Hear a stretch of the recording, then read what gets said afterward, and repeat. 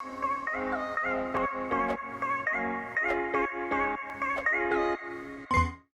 am so excited to introduce you to our next speaker, who is Zhenya Luminita. She works with women entrepreneurs to rewire their limiting beliefs around money through hypnosis, NLPs, and EFT tapping.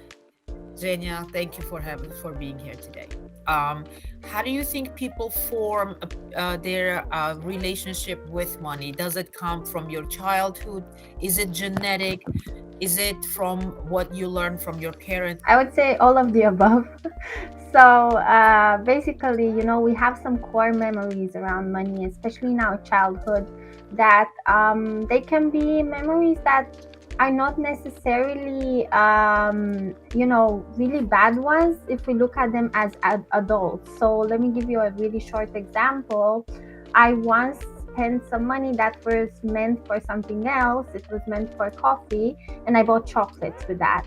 These little memories that we have, that we don't really realize how much it impacted our mind as children. And it made us think that maybe we cannot handle money, that money in our hands just goes away on stuff that does not benefit us. So I would say childhood memories is a really big one. And then from our parents, of course, what our parents say about money, even though, generationally they've been conditioned to say, oh, money doesn't grow on trees, or what do you think I am, like an ATM, or stuff like that, that maybe they think it's very no harm done. But actually, for a child's brain, when you say that from the ages of 1 to 7, we're basically just a subconscious mind. So, an emotional mind. We don't have the conscious mind developed until the age of 7.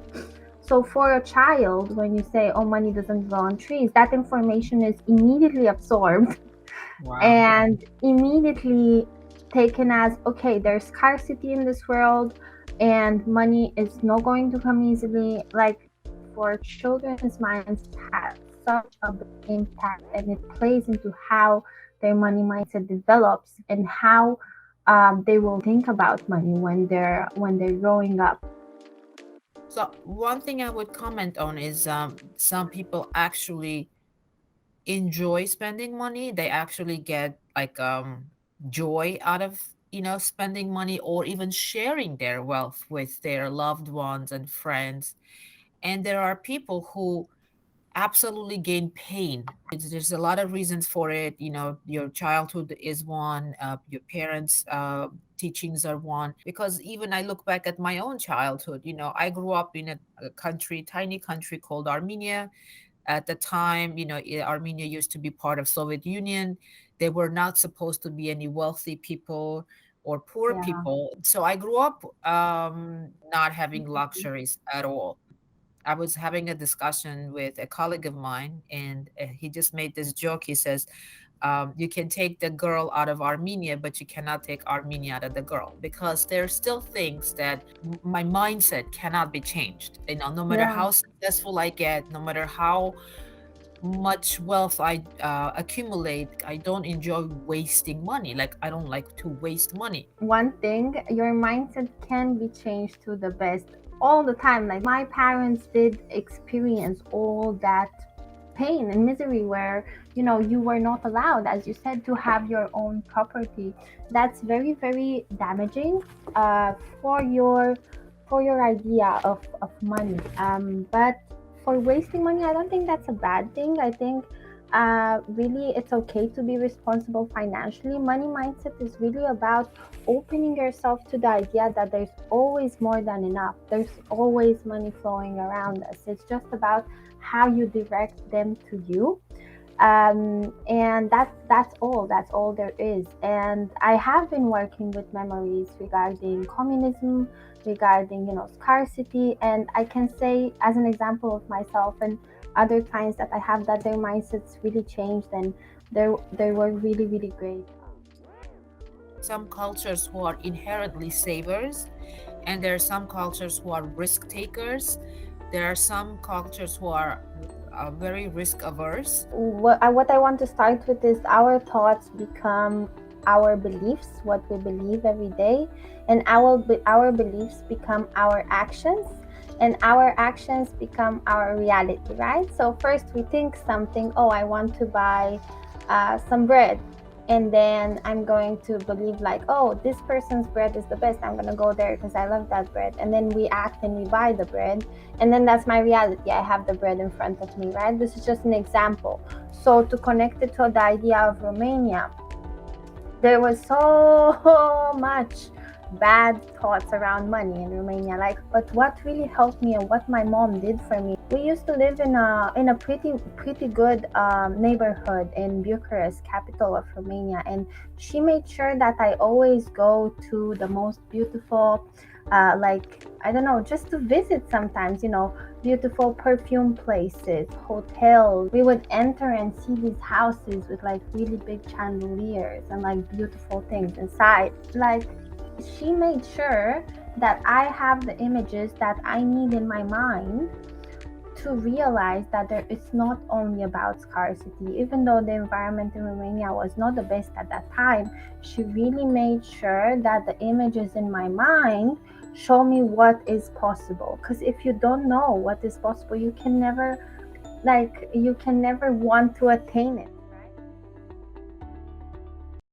If we are in a scarcity mindset, which a lot of people are, especially if you don't come from a wealthy family, Hmm. how do you change your mindset? The key here is investing. The key thing is to put you in a mindset that you're open to investing and open to see how money can work for you, and it's just an energy. So basically, first step is to be kind to yourself, okay? The very realization that maybe there are some blocks, there are some things that you have been growing up with is the one best realization you're gonna have in your life. And afterwards, you basically become curious, become like an observant of your mind. And this is what I tell all my clients. Whenever you have a negative thought, instead of pairing that with an emotion and being like, oh my gosh, without that, and it takes time, okay? It takes time, but try to be observant and kind and like, oh, okay, interesting. My brain thinks this. Okay, let me write it down. For example, you could write it down and say, okay, money does not grow on trees. And then you put the opposite of that. Okay, what's the opposite of that? Maybe money is an unlimited resource and it is always coming my way. Or maybe money is infinite. Or maybe, the amount of gold that we have in today's banks isn't actually tied to money. So literally money is just numbers in a computer. It's not literally nothing material. I think before all of this, really think about what kind of relationship you want with money. Very easy exercise is to really take like 5-10 minutes and think, okay, how do I feel about money right now? Is it evil? Is it like a friend? Is it like, I always say, like, money is like my husband. I'm not married yet, but it's like that kind of partnership where you have good and bads, but you work through them and you have this loving relationship all throughout. I'm not saying money is just gonna fly out the window and like, oh, money is an unlimited resource. No, it really needs your action. It really needs some action steps that you take in order to generate that money, okay? It really needs a plan. It really needs you to have some knowledge about finance. It really needs for you to be responsible also with money, okay? To invest in the things that would be good to invest in. So really, I'm not saying that I'm gonna open the door now and like, oh, money is unlimited and like, oh, $100 bill. No, being aware that money can come from all sort of sources. It can come from real estate investments. It can come from cryptocurrency. It can come from from you building a business that you're truly passionate about. It can come from your work, like having a really great bonus for doing some sort of project with some sort of skill. That's what I say about money is an unlimited resource. Realizing that there's so much potential to come from so many different areas. It's really about you deciding what you want, declaring, okay, I'm ready to become better at this. And it's just going to, opportunities will start showing up.